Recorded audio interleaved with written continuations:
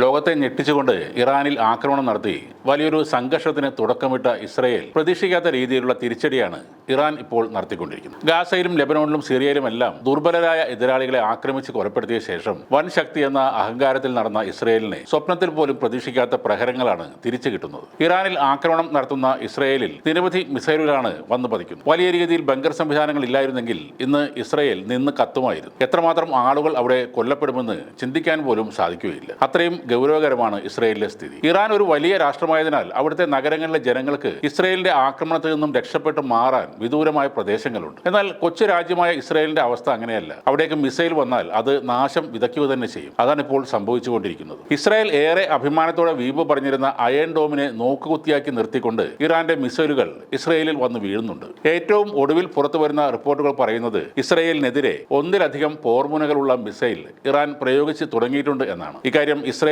സൈന്യം തന്നെ ഇപ്പോൾ സ്ഥിരീകരിക്കുകയും ചെയ്തു. ഇസ്രായേൽ വ്യോമ പ്രതിരോധ സംവിധാനത്തെ കബളിപ്പിക്കാനും കനത്ത നാശം വിതയ്ക്കാനും ഇത്തരം മിസൈലുകൾക്ക് ഇതിനോടകം തന്നെ സാധിച്ചിട്ടുണ്ട്. മിസൈൽ ആക്രമണം ഉണ്ടാകുമ്പോൾ ഒരു പോർമുനയ്ക്ക് പകരം പല പോർമുനകളെ തിരിച്ചറിഞ്ഞ് തകർക്കേണ്ടി വരുന്നതാണ് അവരുടെ വ്യോമ പ്രതിരോധത്തെ കുഴപ്പത്തിലാക്കുന്നത്. അയൺ ഡോം ഭേദിച്ച് ബാലിസ്റ്റിക് മിസൈലുകൾ ഇസ്രായേലിൽ പലയിടത്തും നാശമുണ്ടാക്കിയ സാഹചര്യത്തിലാണ് ഇസ്രായേൽ സൈന്യം ഇത്തരമൊരു വിശദീകരണം നൽകാൻ നിർബന്ധിതരായത്. ഇസ്രായേലിൽ കഴിഞ്ഞ ദിവസം മാത്രം ഇത്തരം 10 മിസൈലുകളാണ് വന്നു വീണത്. നിരവധി പേർ കൊല്ലപ്പെടുകയും ഡസൻ കണക്കിന് ആളുകൾക്ക് പരിക്കേൽക്കുകയും ചെയ്തിട്ടുണ്ട്. വൻ കെട്ടിടങ്ങളും നിലംപൊത്തിയിട്ടുണ്ട്. ഇപ്പോഴും കനത്ത ആക്രമണം തന്നെ തുടരുകയാണ്. ഇസ്രയേലിലെ സൊറോക്ക ആശുപത്രിയും ടെൽഅവീവിലെ സ്റ്റോക്ക് എക്സ്ചേഞ്ച് കെട്ടിടവും ഇറാൻ ആക്രമിച്ചിരുന്നു. ഇതിന് ഇറാൻ വലിയ വില നൽകേണ്ടി വരുമെന്ന് ഇസ്രയേൽ കടുത്ത ഭാഷയിൽ തന്നെ മറുപടി നൽകുകയും ചെയ്തു. ഒരു ആശുപത്രി ആക്രമിക്കുക എന്നത് തീർച്ചയായും ഒരു യുദ്ധക്കുറ്റം തന്നെയാണ്. പക്ഷേ ഇറാൻ ചെയ്തത് തെറ്റാണെന്ന് പറയാൻ ഇസ്രയേലിന് ഒരു വിധത്തിലുള്ള യോഗ്യതയുമില്ല. ഗാസയിലെ എത്രയെത്ര ആശുപത്രികളാണ് സംശയത്തിന്റെ പേരിൽ മാത്രം ഇസ്രയേൽ തകർത്ത് കളഞ്ഞത്. എത്ര കുഞ്ഞുങ്ങളും രോഗികളും അവിടെ മരിച്ചു വീണിട്ടുണ്ട്.